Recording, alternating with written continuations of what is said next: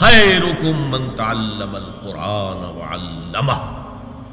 ये हदीस है बुखारी शरीफ की, असहुल कुतुब बादा किताबिल्लाह।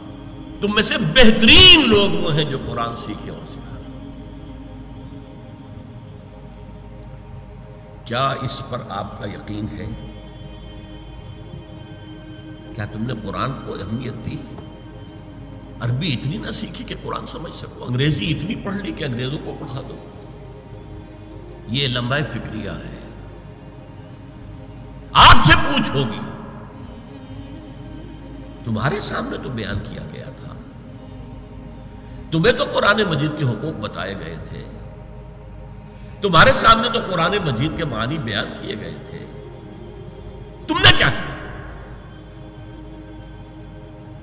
पढ़ो मेरी किताब को और समझो इसे और समझाओ, लग जाओ इसके अंदर।